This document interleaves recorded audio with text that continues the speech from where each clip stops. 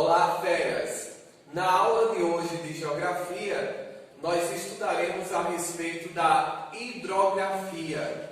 A própria nomenclatura, ao meu ver, ela é autoexplicativa, porque afinal de contas, hidro vem de água, grafia vem de estudo, o que significa dizer que, ao estudarmos a água na geografia, nós não a estudaremos enquanto elemento químico, e sim a sua distribuição espacial pela superfície terrestre, a qual tem como resultado, a partir das análises, a sua irregularidade. É isso que interessa a geografia estudar. Tanto é que aqui nessa aula eu trago duas grandes informações. Ao longo de minha abordagem didática, eu, além de abordar sobre as questões técnicas, sobre os temas e conceitos que envolvem o referido de estudo, eu também abordarei a respeito da atualidade com a qual esse conteúdo se dá, porque é muito importante esse feedback, uma vez que eu venho lembrando desde as anteriores aulas que muito do que nós estamos discutindo nesses conteúdos de geografia, que por natureza são conteúdos físicos, de natureza física, e portanto que encontra diálogo com a prova de ciências da natureza. Pois bem, fera, fiquem ligados quanto ao que vai ser explicado aqui, por dois grandes motivos. Primeiro, porque vocês precisarão se apropriar dos conceitos que são pertinentes a esse estudo, porque é a partir deles que vocês terão uma significativa leitura e interpretação dos fatos que o envolvem. E segundo, porque muito do que eu vou explicar será associado à atualidade e, como se não bastasse, essa atualidade em maior quantidade, ela poderá vir também como questões tanto na prova de ciências da natureza, quanto, quiçá, como um tema de redação. Pois bem, se a hidrografia é o ramo do conhecimento geográfico que busca estudar a distribuição da água, eu vos trago aqui uma primeira informação que é fundamental para a análise das questões de mesma natureza. Lembre-se que é uma máxima o que eu vou explicar agora e que vai ser imprescindível para a ocasião da prova. Nenhum fenômeno geográfico é regular à superfície terrestre. Pois bem, se nenhum fenômeno geográfico é regular à superfície terrestre, isso quer dizer que todos os fenômenos são irregulares. Assim como eles, a hidrografia também é um estudo que denota essa irregularidade. Uma vez que, como vocês observam aqui, a distribuição da água na superfície terrestre, ela encontra-se da seguinte forma: 97,5% é água salgada, portanto nós a encontramos em mares e oceanos, e essa, por sua vez, não está disponível para o consumo humano, do ponto de vista natural. E aí vocês podem estar por detrás dessa tela se perguntando: como assim? Mas não há países que utilizam a tecnologia da dessalinização, a qual, ao retirar ou diminuir o teor de sal da água, a torna propícia para o consumo humano, para o uso humano? E aí eu vou dizer a vocês que não, porque nós sabemos que a água que resulta da dessalinização, ela é apenas indicada para o uso animal e para o plantio de algumas culturas. Vale salientar que o uso dessa água de forma intensa ou constante poderá levar a médio e longo prazo à salinização dos solos pelo qual as recebe e, consequentemente, a sua perda de produtividade e, quiçá, a sua desertificação.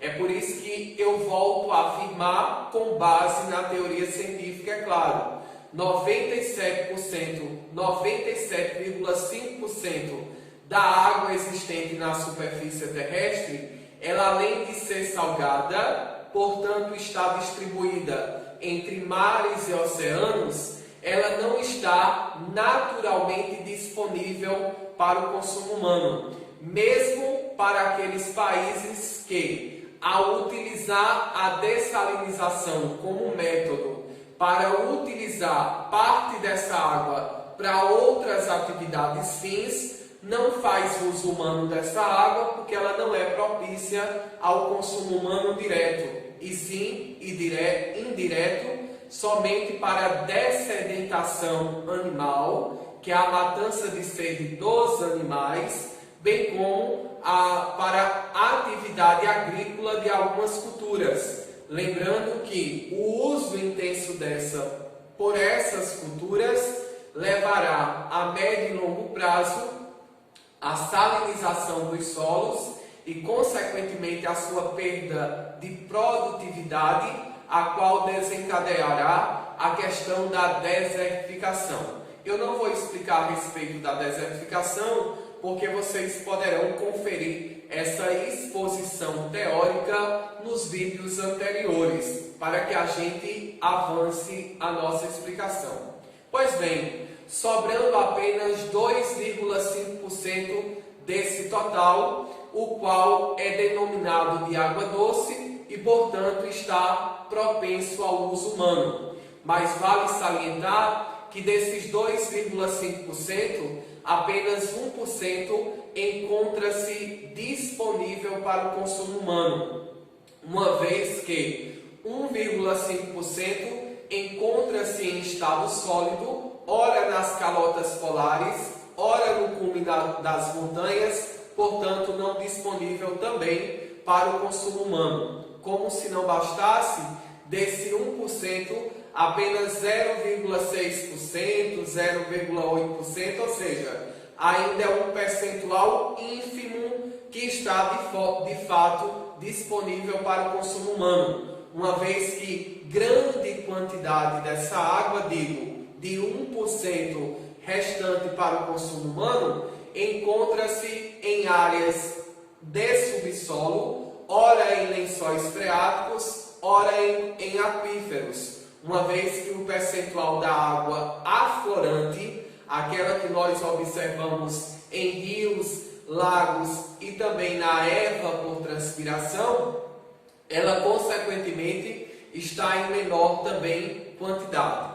E aí, como se não bastasse, eu trago aqui uma dica, ou melhor, uma orientação a partir dessas observações de que como isso poderá cair na ocasião do vestibular. Qual é a informação que está por detrás de todas essas informações que eu acabei de vos dar? É preciso lembrar que se 97,5% da água existente no planeta é salgada, portanto não naturalmente disponível para o consumo humano, e apenas 2,5% é água doce, e desse percentual apenas 1% está disponível para o consumo humano, eu concluo, para fins de prova de vestibular, que a distribuição da água no planeta não é regular, e sim irregular. E como se não bastasse, essa irregularidade ela traz duas vertentes.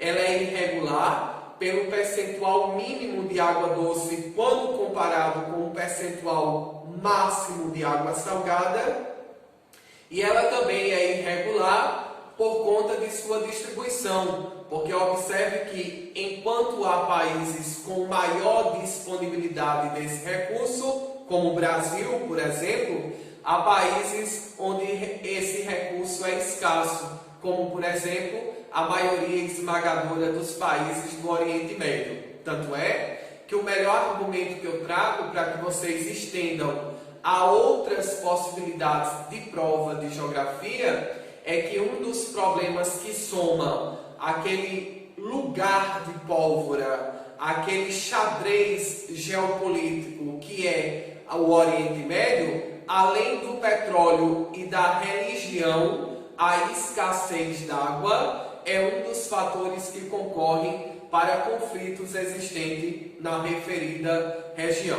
Tanto é que duas informações importantes a esse sentido, vocês poderão levar para a ocasião da prova.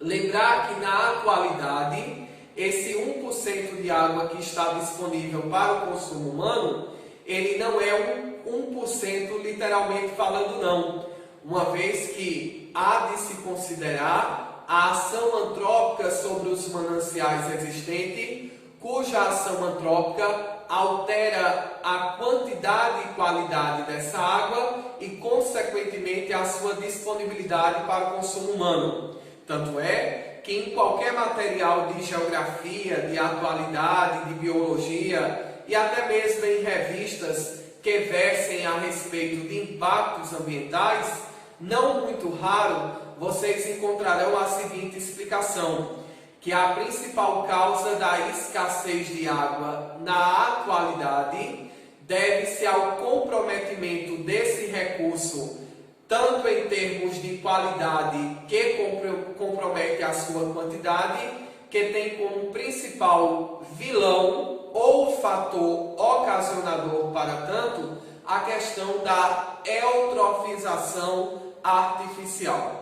E aqui eu vos trago um conceito importantíssimo para a ocasião do vestibular, por dois grandes motivos. Porque se isso não cai na prova de ciências humanas, no que tange as questões de geografia, certamente cairá na prova de ciências humanas, uma vez que essa expressão eutrofização artificial, ela nos foi dada pela biologia e, portanto, encontra voz também na prova de ciências da natureza. E aí a gente precisa recapitular aqui algumas informações que nos ou que nos são importantes. A primeira é lembrar que o processo de eutrofização, enquanto processo biológico, ele é caracterizado como um processo natural que se refere ao acúmulo de nutrientes na água. A esse processo, a biologia chama de eutrofização natural. Aqui eu vos trago alguns exemplos, como os pântanos, o Rio Negro, por exemplo, na região norte. A tonalidade de suas águas serem escuras deve-se à grande quantidade de material orgânico que é depositado em seu leito, oriundo da floresta amazônica, cujo material orgânico, ao se depositar no leito do referido rio, faz com que esse material se decomponha e, consequentemente, libere nutrientes, os quais alteram a tonalidade da água, acidificando e logo tornando-a escura. Aquele processo nós chamamos de eutrofização natural, porque afinal de contas foi desencadeado pela própria dinâmica da natureza.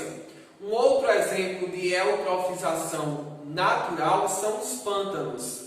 Sabe-se que os pântanos são classificados como áreas alagadas, cujo material orgânico que a constitui, somado às fezes e urina oriunda da fauna aquática que aí se desenvolve, faz com que aumente a incidência de nutrientes na água, alterando a sua coloração e, consequentemente, a sua composição química, dando-lhe maior quantidade de nutrientes.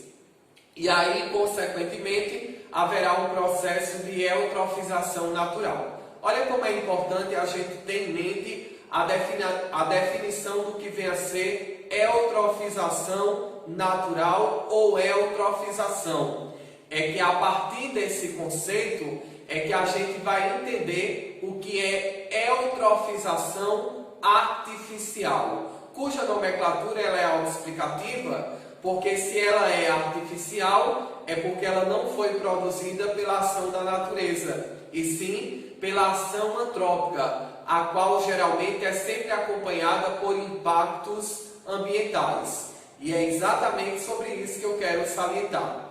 Nós sabemos que grande parte da água que é consumida, da água disponível para o consumo humano, porque é preciso lembrar que é apenas 1% desse total existente de água doce, é que está disponível para o consumo humano. E essa disponibilidade ela não é regular, ela é irregular, uma vez que nós, com base nas informações anteriores, já identificamos que sua distribuição ela não se dá de modo igual, de modo homogêneo em toda a superfície terrestre, mas de forma heterogênea. E aí, como se não bastasse, em todos os lugares onde há o uso dessa água, nós a utilizamos e devolvemos aos mananciais de origem através de esgotos, dejetos ou até mesmo efluentes. E aí é muito importante que vocês levem essa nomenclatura, porque o termo efluentes é diferente de afluentes. É que quando nós falamos de afluentes, nós nos referimos a córregos naturais que estão à margem de rios principais ou de seu canal principal, os quais, em seu conjunto, vai constituir o que a geografia chama de bacia hidrográfica ou região hidrográfica ou rede hidrográfica. Observe que nessa última nomenclatura a gente tem uma explicação mais nítida do que vem a ser a bacia hidrográfica. A bacia hidrográfica, ela além de abranger uma área banhada por um rio, ela abrange todos os elementos que constituem esse rio, que vai desde sua nascente até a foz, bem como os seus afluentes e subafluentes, que se desenvolve à margem do leito principal, que é o canal principal de toda essa bacia, o qual receberá toda a água captada por esses canais ou por essa rede fluvial. Dadas as características do que vem a ser a bacia hidrográfica, o que o professor quer dizer em outras palavras, partindo desse pressuposto, é que ao utilizarmos os recursos hídricos, nós o devolvemos em forma de esgotos, dejetos e efluentes, o que diferencia de afluentes. É que quando eu falo de afluentes, eu estou me referindo a canais naturais que se desenvolvem à margem de rios. E quando eu falo de efluentes, eu já me refiro a canais que não foram produzidos pela natureza e foram sim desenvolvidos pela ação antrópica através da liberação de dejetos e esgotos ricos em nutrientes, os quais se proliferarão na água em forma de fungos, bactérias ou através do que os teóricos vão chamar de coliformes fecais, que nada mais é do que restos de fezes e urina que estão envoltos à água e que muito concorre para a proliferação de nutrientes e micro-organismos que comprometem a qualidade e, consequentemente, a quantidade dessa água, levando ao que nós chamamos de eutrofização artificial.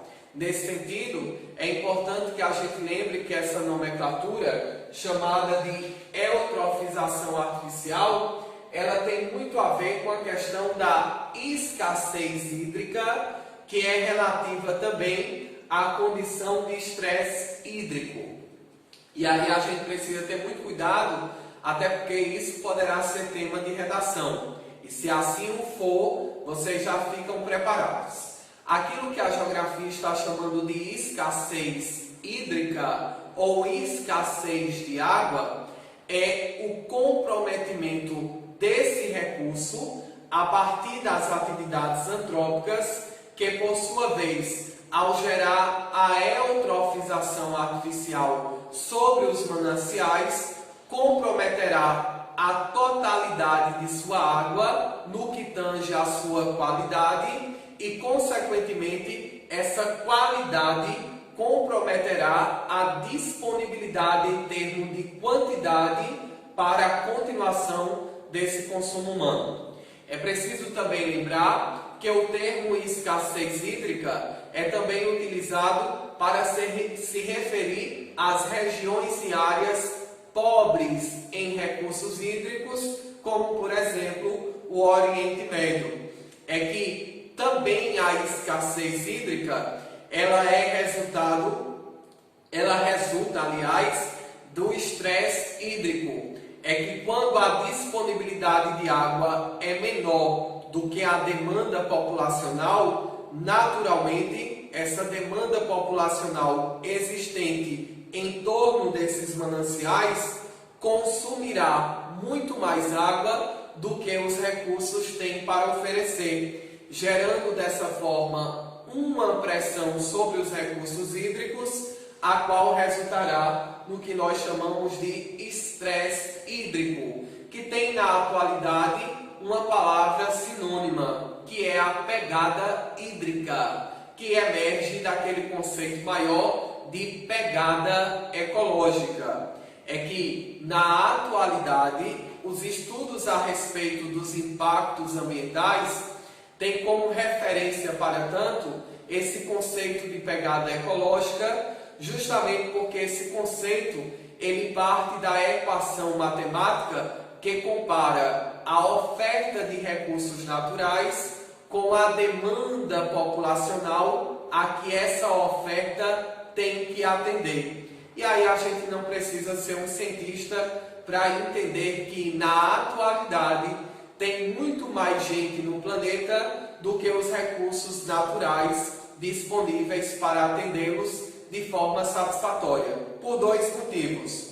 Primeiro, porque esses recursos não estão distribuídos de forma regular, e segundo, porque 80% desses só têm acesso apenas os países desenvolvidos, aqueles que apresentam avanço técnico, científico e informacional. E aí, o conceito de pegada ecológica nos traz dois agravantes. O primeiro deles é sobre a incapacidade que os recursos naturais disponíveis têm de atender de forma satisfatória toda a demanda populacional, e como se não bastasse, a desigualdade desse acesso, da população aos recursos naturais, em detrimento das desigualdades sociais e econômicas, uma vez que 80% dos recursos disponíveis no planeta estão sob o controle de uma ínfima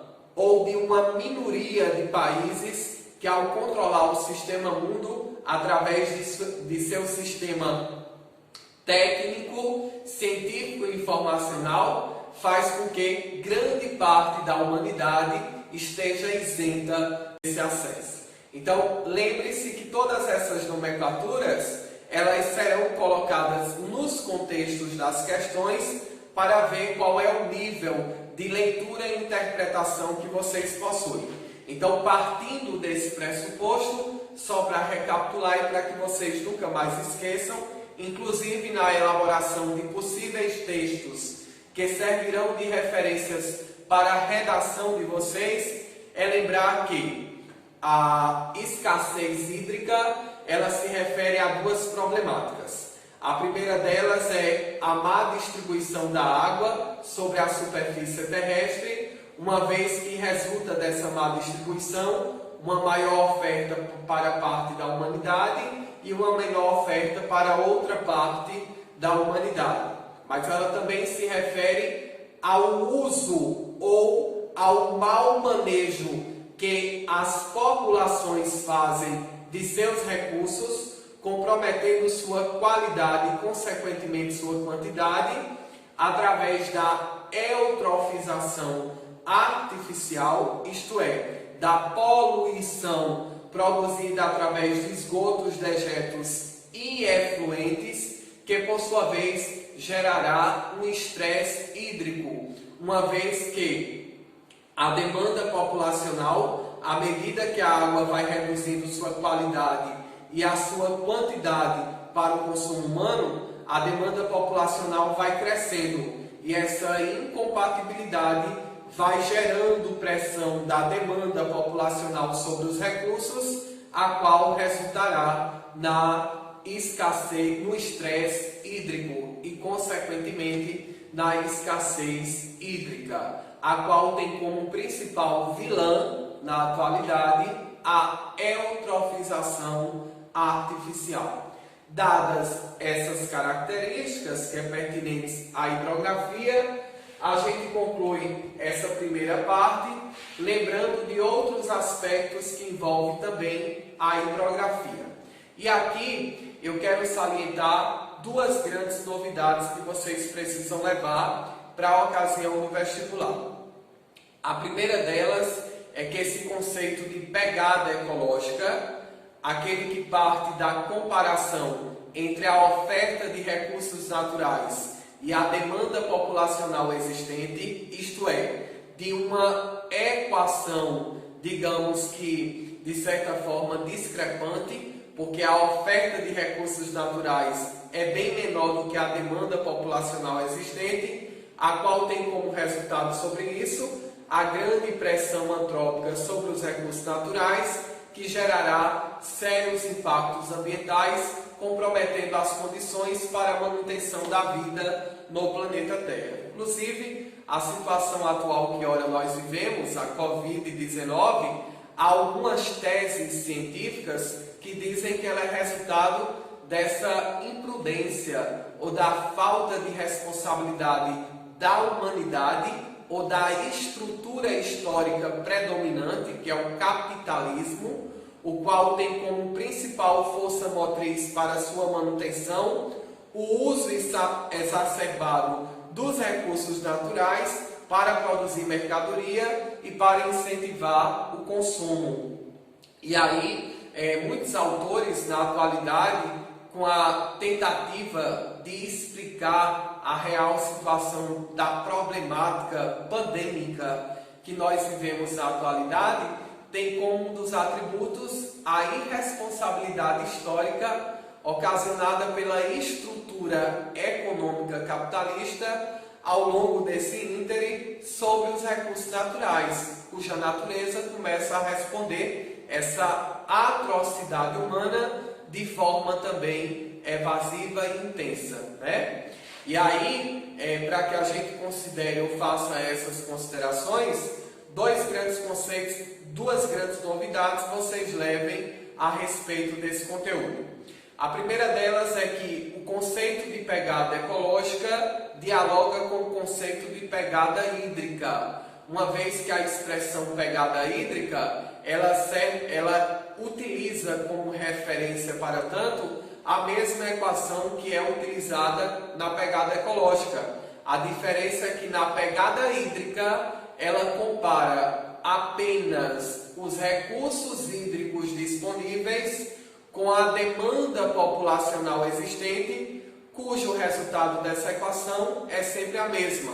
Tem muito mais gente no planeta do que os recursos hídricos conseguem oferecer do ponto de vista da satisfação de suas necessidades ocasionadas por esse crescimento de demanda de consumo que é impulsionada pela estrutura capitalista e econômica, né? Então, dito isso, é preciso também levar uma outra novidade, que aqui eu discutirei a respeito da hidrografia do Brasil, para que eu não misture muito as informações. Então, nessa primeira parte, quais são as informações importantes que vocês levarão para a ocasião do vestibular?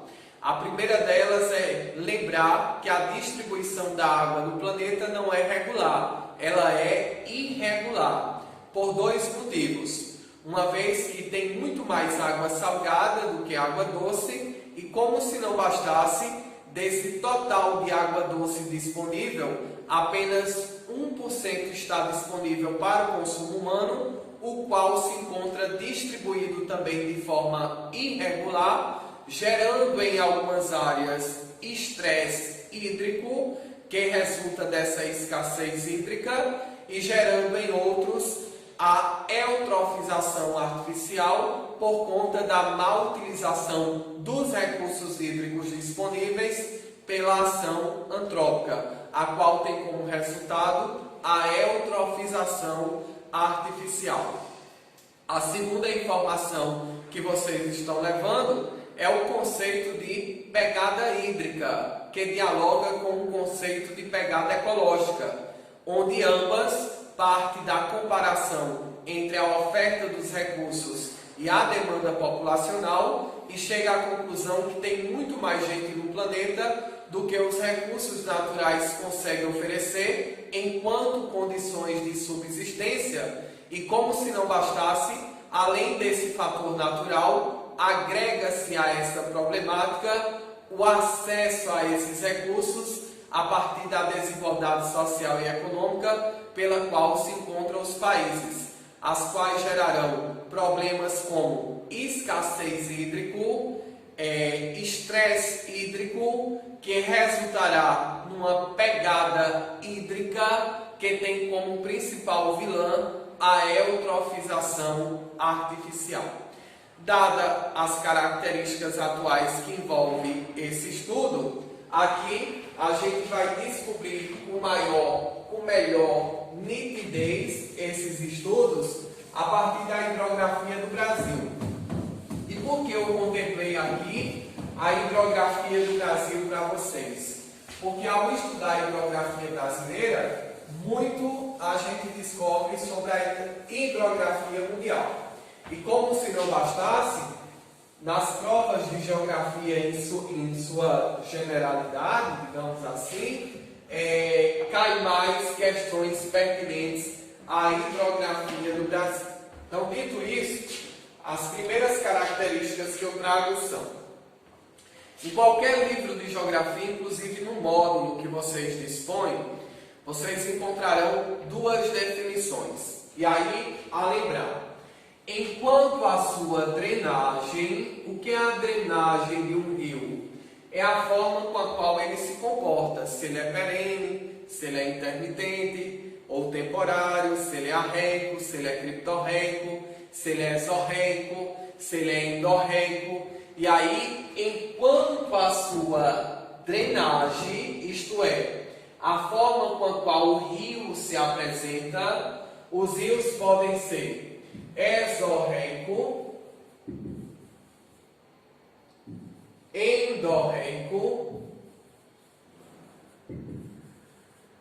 arreico e criptorreico. E aí vocês podem estar perguntando do outro lado da tela: professor, o que é a drenagem, né? É o canal pelo qual um rio se demonstra, se reflete, né? Observe que todas essas nomenclaturas que se referem às drenagens, elas sempre têm na terminologia da palavra o termo reico. Então a gente já começa a entender o que é que, no que tange a drenagem, o que é que cada palavra significa. No caso dos rios exorreico, o próprio prefixo da palavra ele é autoexplicativo. Exorreico são os rios que desaguam no oceano para fora. Ora, eles nascem no continente e desaguam para fora.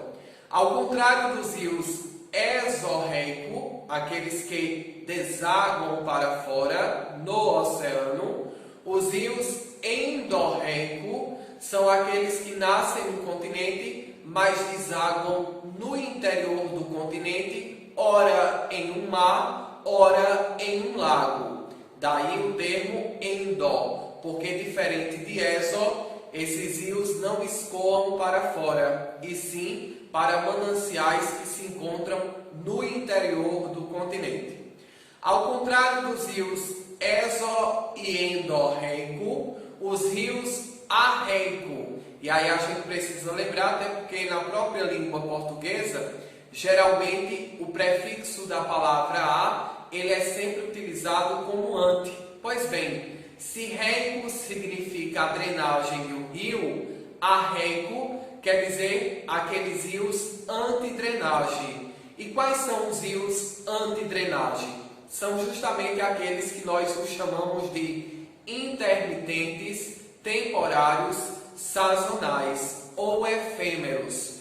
Veja que todas essas nomenclaturas que eu acabo de utilizá-las, elas são sinônimas, porque todas elas querem significar que se refere aos rios que secam. Portanto, arreico são os mesmos que rios temporários, intermitentes, sazonais ou efêmeros, justamente porque eles secam. Daí a ideia de arreico, antidrenagem.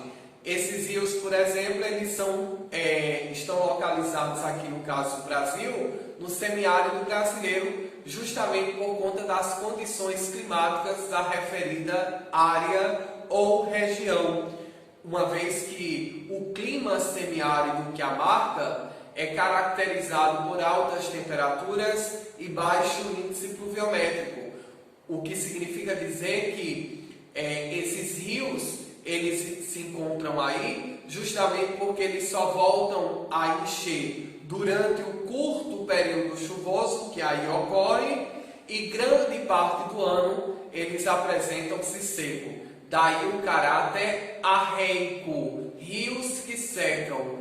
Arreico, se arreicos são rios que secam, eu concluo que eles são intermitentes, temporários, sazonais ou efêmeros. Veja que todas essas nomenclaturas que eu acabo de citá-las, elas não são corriqueiras na literatura, mas elas são típicas da linguagem subjetiva da prova. E ao contrário de todas essas drenagens que eu acabei de explicá-las, aquelas que são chamadas de criptorreica, e aí vocês também já encontrou a resposta. Cripto vem de rocha, de minerais, reico vem de drenagem. Olha, se cripto vem de rochas e minerais, então criptorreico são drenagens de rios que encontram-se no subsolo, aqueles cuja água se armazenam no subsolo e dão origem ao que nós chamamos de lençóis freáticos, justamente porque o radical da palavra sugere essa ideia, rochas ou minerais, ou seja, a água que se concentra no subsolo e dá origem aos rios chamados de lençóis freáticos. E sabe-se que a água que acumula-se no subsolo deve-se à gravidade, só é possível a sua infiltração por conta da gravidade. Dadas as características sobre a drenagem dos rios, para que vocês não esqueçam, é uma regra. Todos os rios brasileiros são exorreico. Eu vou repetir. Dentre todas as características das drenagens aqui explícitas, todos os rios brasileiros são exorreico. E por que são exorreico? Porque todas as bacias hidrográficas que constituem toda essa rede hidrográfica brasileira, embora nasça no continente, encontre suas nascentes no interior do continente, todas elas têm por destino final o oceano e, portanto, todas elas desaguam no mar. Então, em sua maioria, todas as bacias hidrográficas brasileiras, elas são exorreica, isto é, todas desaguam no oceano. No que tange o relevo, né, a sua nascente, o que a gente está vendo ali, os rios eles podem ser de duas formas.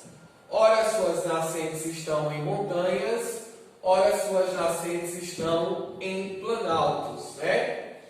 E aí, em ambas situações, a gente vai ver que, em ambas situações, as nascentes desses rios, ora que nascem em montanhas, ora que nascem em planaltos, possuem condições para a produção de energia hidrelétrica, porque, afinal de contas, em razão de suas nascentes estarem localizadas em áreas elevadas, ao longo de seu canal, suas águas apresentarão quedas d'água que muitos serão favoráveis para a produção de energia hidrelétrica.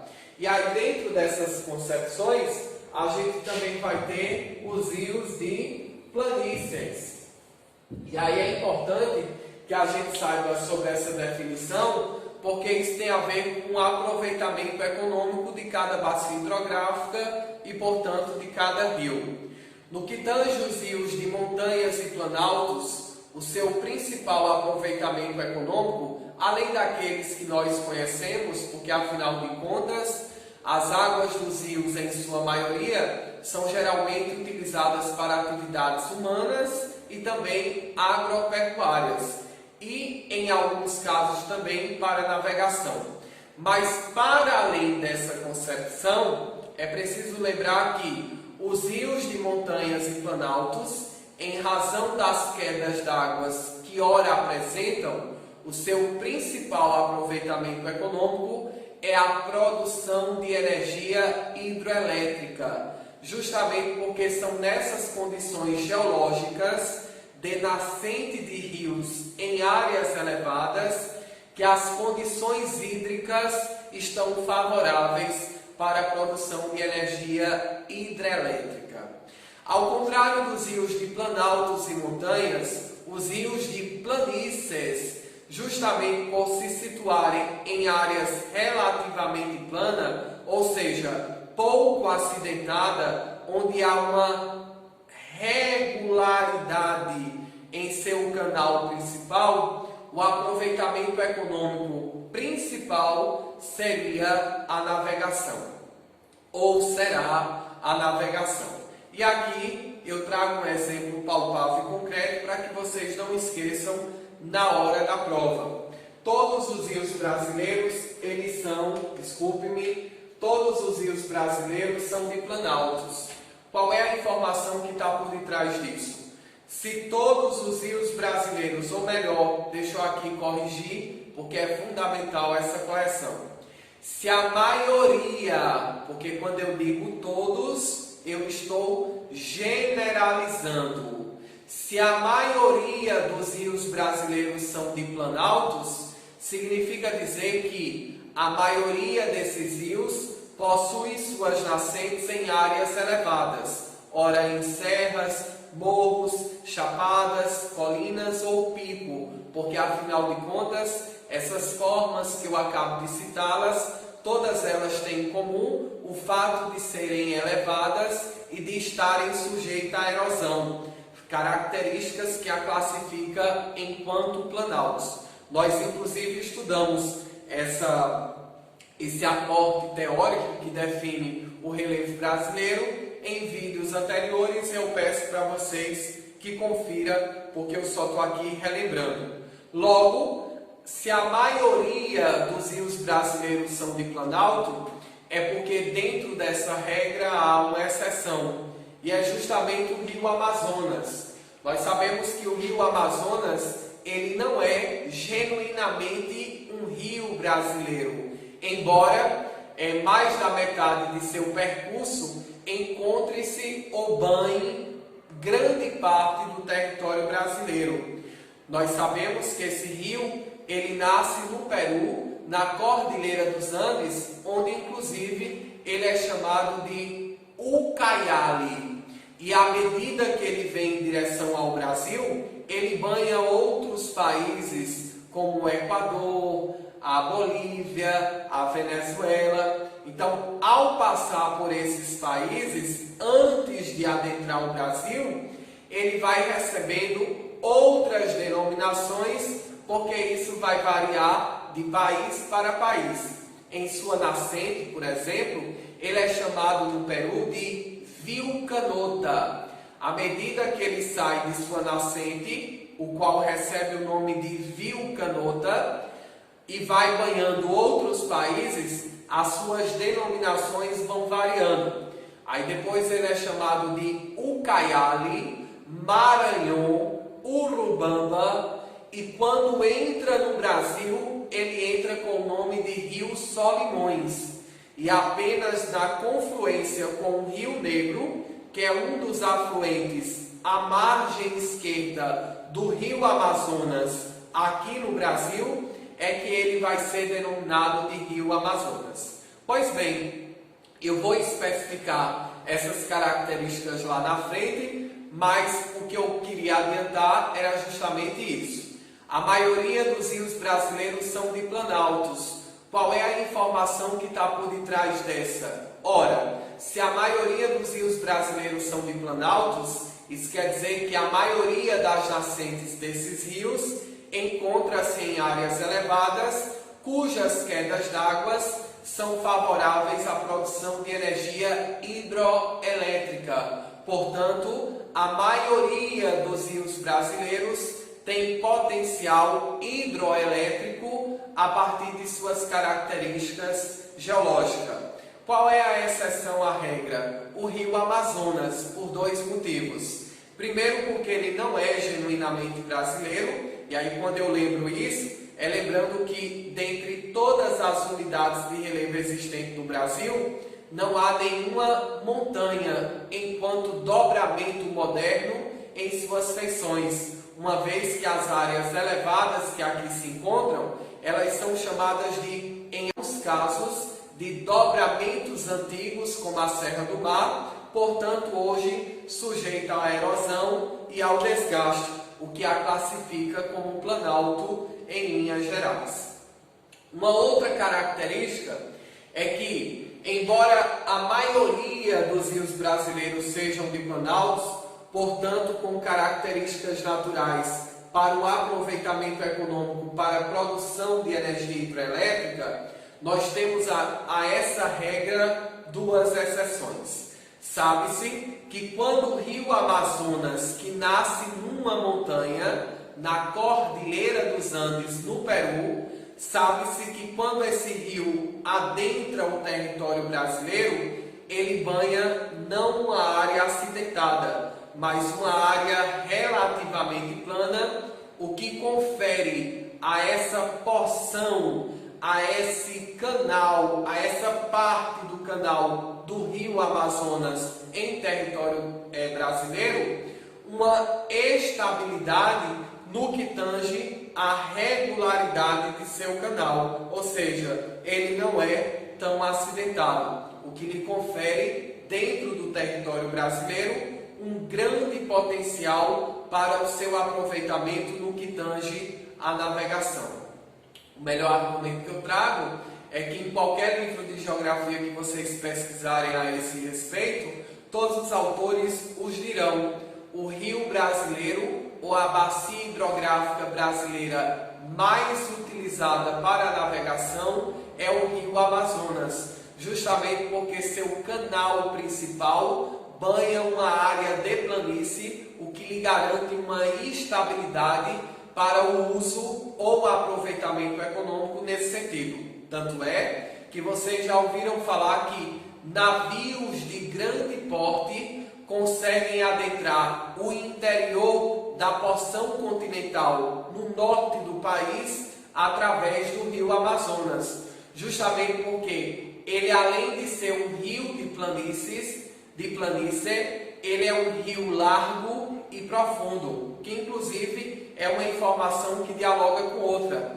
É do conhecimento de vocês, até porque os atuais estudos publicados a esse respeito, desde 2008, ratificaram que o rio Amazonas é o maior do mundo, tanto em extensão quanto em quantidade de água. Tanto é que essa pesquisa, que fora publicada em 2008 e que teve como metodologia para tanto o uso de tecnologia avançada, até porque utilizou satélites para o acuramento dessas informações, comparou a quilometragem do rio Amazonas com o rio Nilo, que por muito tempo fora considerado o maior do mundo, mas que a partir de 2008 essa informação ela já havia sido superada pelas atuais pesquisas nesse sentido.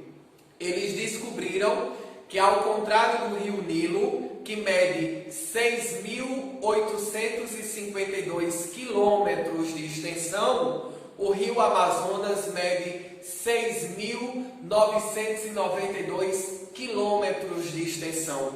Veja que é uma diferença ínfima quando comparada à grandeza de ambos, mas que de certa forma altera a ordem de fator. Portanto, na atualidade, não é mais o rio Nilo o maior do mundo. Ele hoje é o segundo maior do mundo, perdendo para o rio Amazonas, que é considerado o maior do mundo em dois aspectos, tanto em extensão territorial ou dimensão em quilometragem, quanto em quantidade de água. Tanto é que navios de grande porte só conseguem trafegar sobre o rio Amazonas justamente por conta dessas duas características. Ele é largo, além de plano no território brasileiro, e profundo. Só para que vocês tenham ideia, em algumas porções desse rio, a profundidade varia de 200 a 250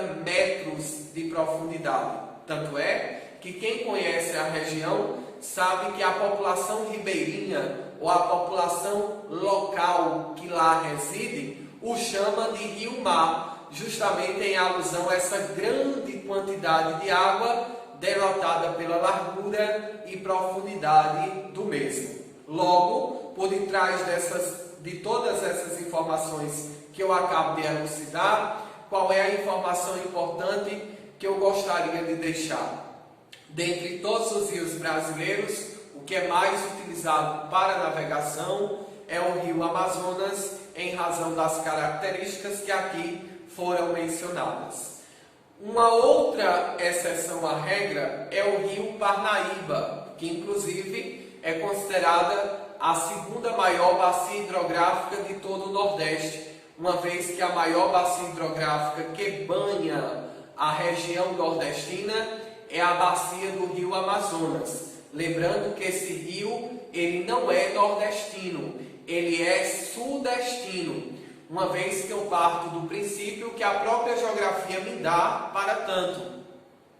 De acordo com a teoria geográfica, o rio é onde sua nascente se localiza. Ora, se o rio é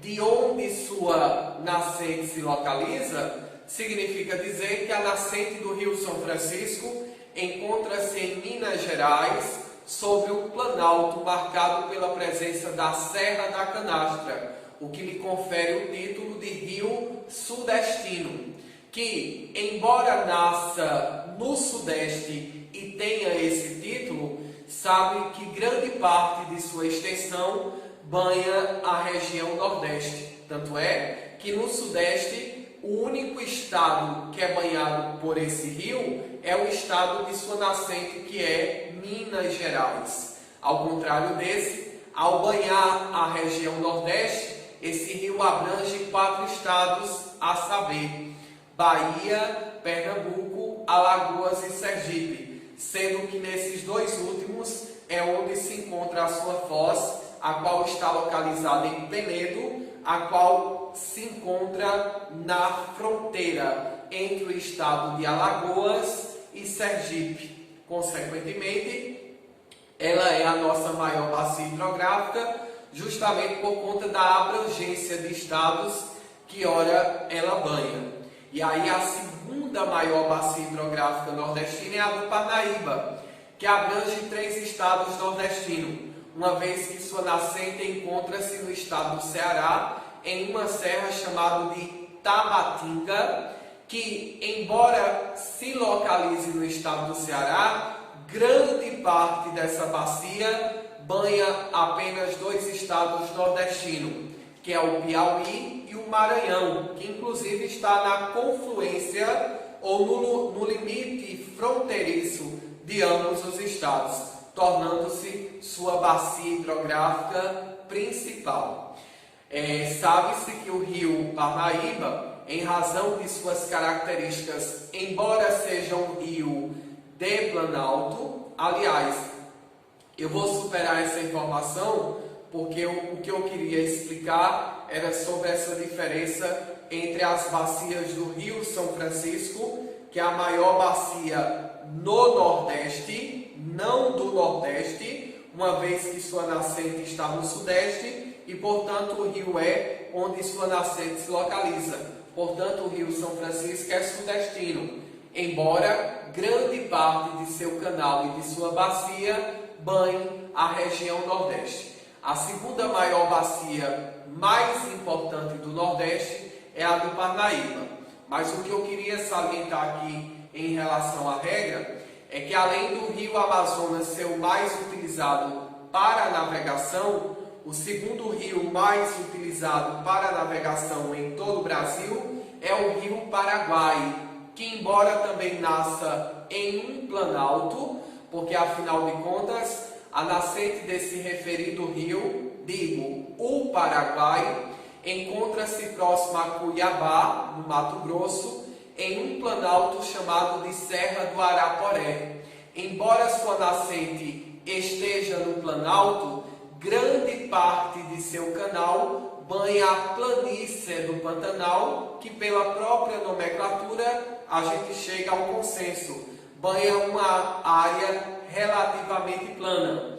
E como toda e qualquer área relativamente plana, portanto de planície, ela é muito mais utilizada para a navegação do que necessariamente para a produção de energia elétrica.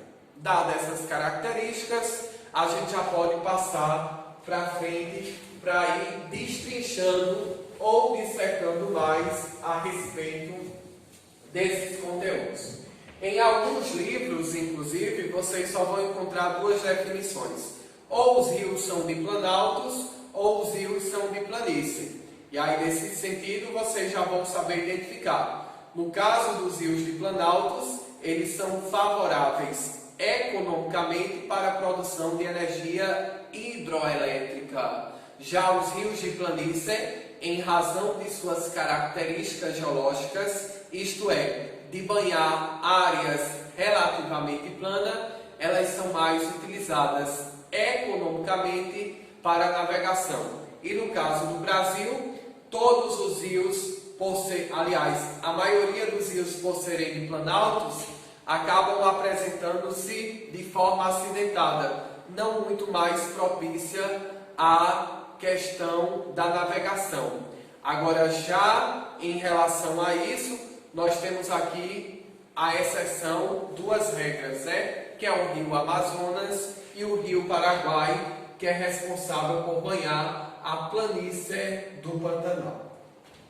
Uma outra característica é o regime de um rio. E aí eu queria que vocês levassem essa nomenclatura, porque ela é muito bem utilizada nas questões de mesma natureza. Toda questão sobre hidrografia geralmente cai a respeito do regime de um rio. É que quando nós falamos de regime de um rio, nós nos referimos à fonte pela qual eles se alimentam. E aí, de acordo com a literatura científica, em linhas gerais, os rios eles podem ser alimentados de duas formas. Ou eles são alimentados pela água das chuvas, pluvial, ou eles são alimentados pela água proveniente da neve, portanto de regime nival ou niveal. Ou, em alguns casos, eles poderão ser alimentados pelas duas fontes aqui mencionadas. Ora pela água das chuvas, portanto pelo regime pluvial, ora pela água proveniente do derretimento da neve, portanto nival ou niveal. Nesse sentido, nós o chamamos de regime ou fonte de alimentação misto. Em alguns livros, vocês encontrarão os autores falando sobre as áreas glaciais. É que nessas áreas existe um período curto de verão que descongela as calotas polares, levando ao surgimento de alguns rios que acabam depois se solidificando por conta das baixas temperaturas. A esse regime nós chamamos de regime glacial. Então, partindo desse pressuposto, não tem como a gente errar na hora da prova. No que tange o seu regime, os rios poderão apresentar 3 tipos, em linhas gerais, de regime. Ele poderá ter regime pluvial, isto é, será alimentado pela água das chuvas, regime nival ou niveal, isto é, será alimentado pela água proveniente do derretimento da neve, ou misto, que recebe tanto água das chuvas quanto da neve. E aqui eu vos trago um exemplo para que desde já vocês compreendam essa concepção. O rio Amazonas, por exemplo, devido ao fato de possuir sua nascente sobre a Cordilheira dos Andes, no Peru, a área pela qual esse rio nasce, em razão de sua altitude, ela está propensa à formação de neve, porque afinal de contas, quanto maior a altitude, menor a temperatura. E aí, consequentemente, a sua nascente é muito bem alimentada pela água proveniente do derretimento das calotas nivais ou niveais que aí existem, portanto da neve.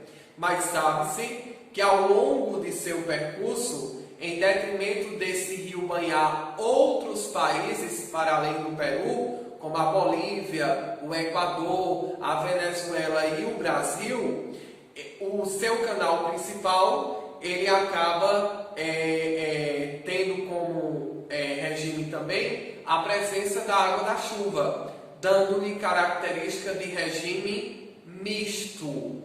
Dito isso, a gente traz aqui uma informação importantíssima.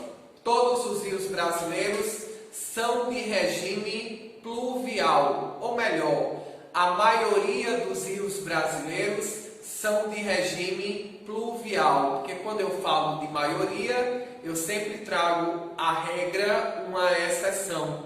E mais uma vez, a exceção nesse sentido é o rio Amazonas, que ao contrário da maioria dos rios brasileiros, não só se alimenta da água proveniente das chuvas, mas também proveniente do derretimento da neve, o que lhe confere um regime misto. Para seguirmos, a gente vem com aquela regra que eu já expliquei desde o início dessa aula. Os rios, no que tange sua drenagem, ele apresenta-se também de duas formas. Ou ele é intermitente, ou ele é perene, né? Então, os rios perenes são aqueles que nunca secam. Ao contrário desses, os rios intermitentes, temporários, sazonais ou efêmeros, também chamados de arreico, antidrenagem, secam e por esse motivo são classificados como tais. E aí a regra é clara. A maioria dos rios brasileiros são perenes. Por que a maioria são perenes? Porque há uma porção do território brasileiro cujo domínio do clima semiárido confere à rede hidrográfica aí localizada o caráter de intermitente, temporário, sazonal, arreico ou efêmero. É por isso que a exceção vai para o sertão semiárido brasileiro, que em razão de suas características climáticas apresentam drenagens arreicas, temporárias, intermitentes, sazonais ou efêmeras. Eu estou aqui diversificando as nomenclaturas, tendo como referência as possíveis provas de vestibular, tá? Dos mais diversos vestibulares que vocês forem realizar. E por último, todos os rios brasileiros, ou melhor, a maioria dos rios brasileiros são de estuário. E aqui eu vos trago uma explicação bem clara e elucidativa a respeito disso. O que é a foz de um rio? É a porção pela qual ela desemboca no oceano.